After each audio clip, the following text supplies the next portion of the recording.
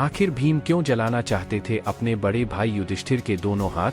जानिए महाभारत का ये गहरा रहस्य।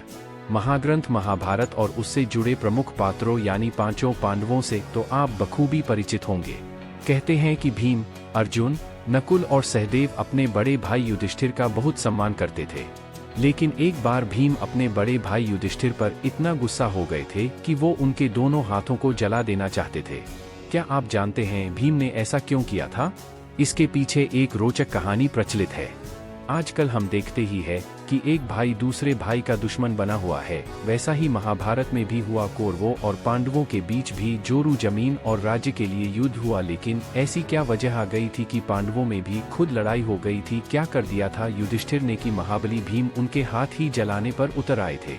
अगर आप भी कुछ धार्मिक नया जानना चाहते हैं तो वीडियो पर आखिरी तक बने रहे।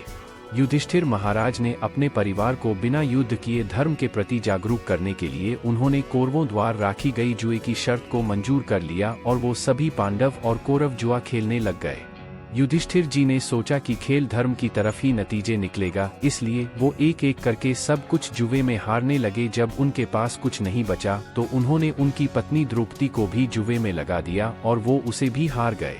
इसके बाद कौरवों ने द्रौपदी को भरी सभा में सबके सामने नंगा करना चाहा, लेकिन श्री कृष्ण की कृपा से उसकी इज्जत बच गई। इसके बाद सभी पांडव एकत्रित हुए और उनमें कुछ बहस होने लगी। तब भीम को गुस्सा आया और उन्होंने युधिष्ठिर जी को और इशारा करते हुए बोला कि मैं आपके दोनों हाथ जलाना न चाहता हूँ।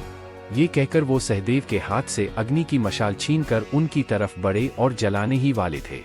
तभी अर्जुन ने उनको रोक लिया और कहा कि उन्होंने जो भी किया वो सब राज्य धर्म में सही है। ये सुनकर भीम रुक गए और कहा मैं यह जनता इसीलिए रुका हूँ, नहीं तो कभी का इनके हाथ जला देता। दोस्तों वीडियो अच्छा लगा हो तो चैनल को सब्सक्राइब करें। धन्यवाद।